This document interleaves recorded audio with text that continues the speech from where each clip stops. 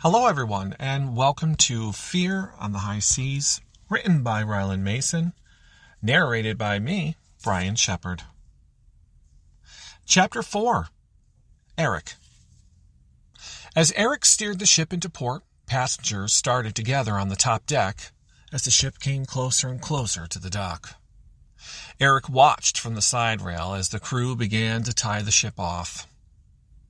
Now that the ship was moored, it was time for the passengers to disembark and enjoy the sights of Havana. Passengers would have 2 hours, which was plenty of time for his meeting with the chief engineer and his tour with Justin afterwards. Now that the ship was moored and passengers were making their way to the terminal, Eric proceeded to make his way to engineering and follow up with the chief. With the new upgrades done to the engines, it made for a smooth sailing and quieter engine room. With the swipe of his ID card, Eric walked into the engine room. The crew, busy as they should be, scurried about with various tasks to keep the engine rooms running and maintained. To make sure everything was top-notch, Ashley hired Chief Engineer Robert Gunner. Chief Gunner is a veteran and the last remaining engineer in the area who knows about these old engines.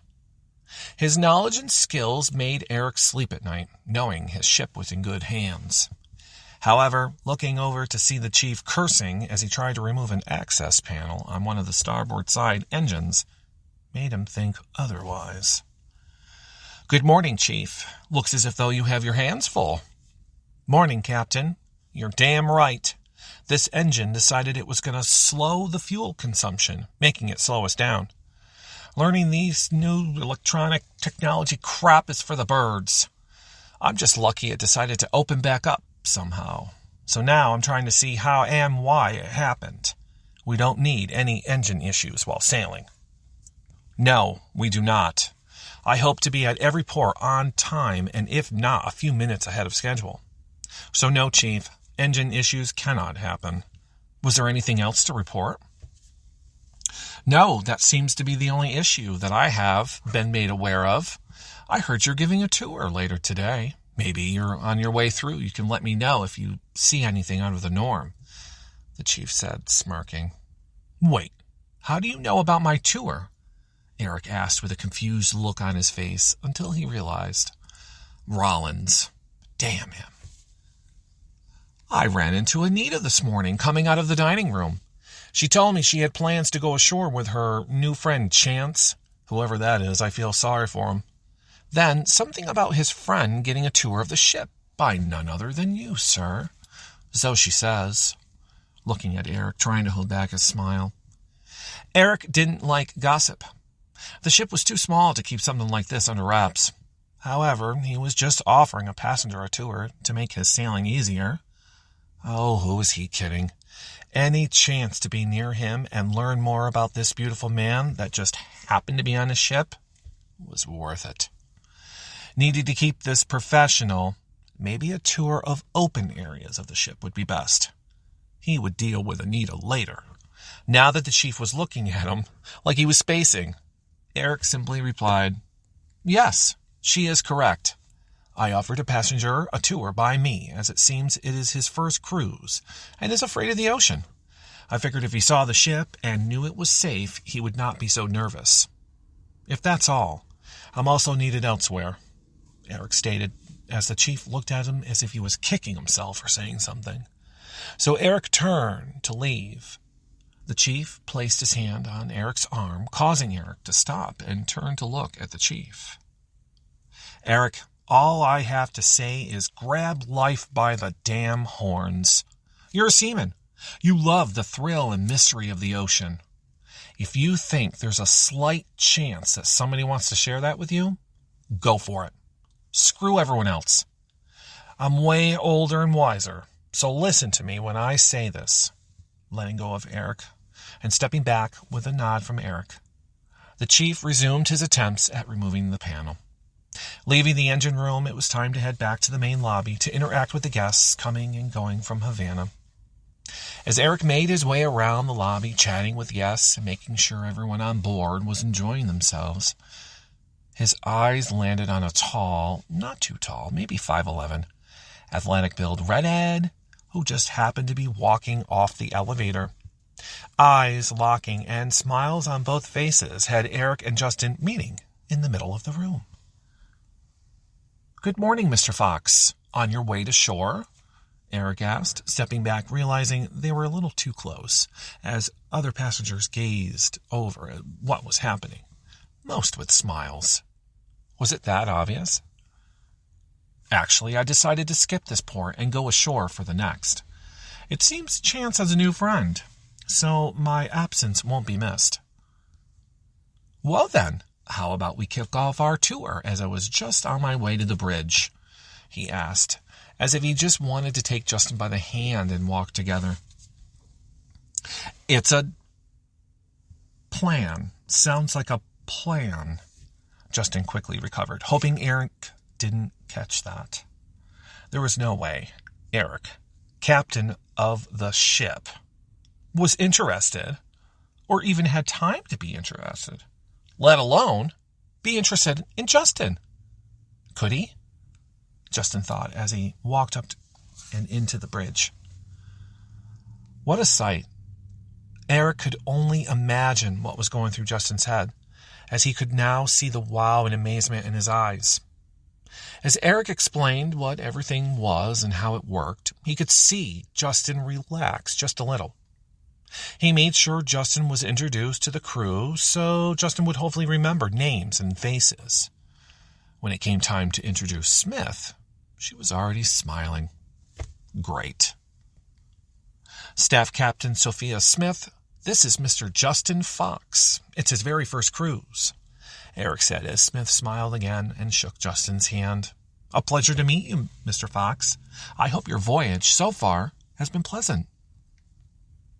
"Justin, please, and yes, so far so good. I just can't believe the view you all have from here. Standing on the bridge really puts the size of this ship into perspective," Justin replied as he gazed out the front windows. Other ships sailing by, accompanied by smaller boats. The sun was shining, and it made for the perfect view. Eric just stood there, watching Justin as he took in more of the sights and talked with Smith. "So these red lights indicate an issue on the ship?"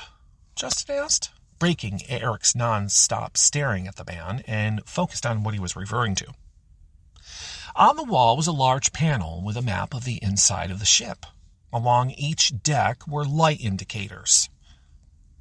Yes, each light represents a fire door along the corridors of each deck. They are green, as you can see. However, if the system detects a fire on board, that section would turn yellow.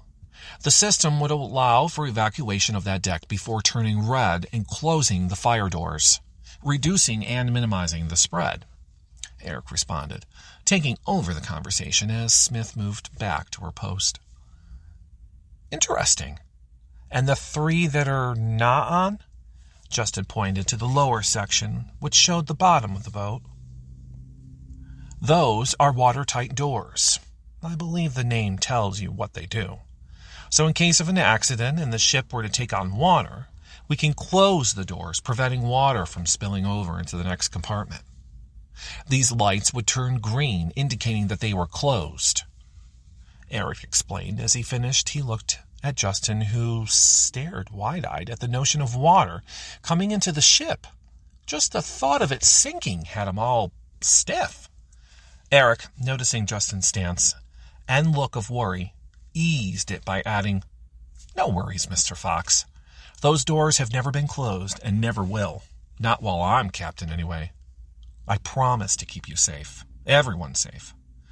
Eric corrects himself, yet it was too late, as everyone was just looking at the two of them, staring at each other. Smith, coughing, broke the silence, sending Eric back to reality. "Well, let us continue the tour with the rest of the ship while my crew returns to their duties," he said, as he motioned for Justin to walk ahead of him out of the bridge and back out onto the deck. As Justin toured the ship with Eric, the conversation flowed as they entered different parts of the ship which Justin had never visited. The Monte Carlo Casino and Bar, the Starlight Lounge, which was Justin's favorite. Before Eric realized, the time had come, and they ended up in the main lobby, where passengers were returning from offshore. Soon, the ship would be ready to depart and continue on along the ocean to their next port of call, Port-au-Prince. Thank you so much for taking me on the tour of the ship. I feel a little less worried than before, Justin said with a smile. A smile that made Eric smile. You have a beautiful smile, Eric blurted out, only because he felt like he should tell him, forgetting the fact that he was the captain and Justin was a passenger. Yet it felt right. There was a connection there. He could feel it. Captain Moore. Ah, Justin. You see, Chance, I told you not to worry about your friend. He was in good hands today. How did you enjoy the tour, Justin? Anita asked, as her and Chance returned from their day off the ship, bags in tow, as it seems Chance did a little shopping. I had a wonderful time, and I was just telling Eric, the captain, that I feel much better and not as scared as I was, Justin replied. Eric noticed the slip-up, smiled, and interrupted by bidding everyone good day and hoped that they had a wonderful rest of the day. Anita half smiled and spoke up as Eric turned to leave. Oh, Justin, I forgot. I asked Chance if he would sit at my table for dinner. I hope you don't mind. I rather enjoyed today and would love to continue our conversation. Anita, looking over at Chance before he had a chance to ruin her plans, simply nodded at her. She did that on purpose, didn't she? She knows I eat alone, Eric thought to himself, remembering most nights he would look up from his thoughts and find Anita sitting across from him, asking him about his day, enjoying a nice conversation while eating. Damn her. Oh, that's funny. I was just about to ask Justin if he would like to join me this evening for a meal and discuss our tour, and I can answer any questions you might still have, as I'm sure you do, Eric said, as Justin just stood there, not knowing what to think. Chance grabbing Justin by the arm, away from Eric. Earth to Justin. Hi, there you are. Dinner with the captain sounds exciting. I think you should go. I'm fine with eating with Anita, Chance said, as if permission was just given. So I guess I'll see you later. Let's say 7. Smith takes over then, and I will stop by your cabin, Eric said with a smile, turning and walking away before Justin could say no or come up with an excuse as to why he couldn't. Did I just ask Justin to a dinner date? No. This is a friendly get-to-know-your-passenger dinner? No, that's not going to work. I'm so screwed, Eric thought to himself as he headed for the bridge. Soon the ship would be set free and move away from the dock and begin its journey down to Port-au-Prince. The first set of instructions came in while they were docked. Devine made sure he went off ship to receive the phone call. His instructions were clear. The next phase of the plan would be later tonight, as most would be enjoying a nice meal, and, if he overheard correctly, the captain seems to have a date. Perfect, Devine said to himself as he made his way down to his bunk. Time to set some charges. Thanks so much for listening to Chapter 4. If you love the story, please like, share, subscribe, hit that bell from whatever platform you're listening from. Leave me a comment. Send me an email. You can chat with me. I'm always available for people. If you have any, maybe suggestions for the book. Look, I'm new, and I've made it this far, Chapter 4, and I hope it's okay for everyone. Chapter 5, I'm currently working on it, so I'll let everyone know. And, of course, it's weekly, so you get to hear these chapters weekly. Also, don't forget, if you would like a murder mystery, I dabbled in that genre with my first book, along with a friend of mine, Elizabeth Spoon, called Murder in Stratton County. I just released the first chapter on podcast, so you might want to look for that. Murder in Stratton County by Elizabeth Spoon and Ryland Mason. Thanks again, everyone, and you'll be hearing me next week for Chapter 5.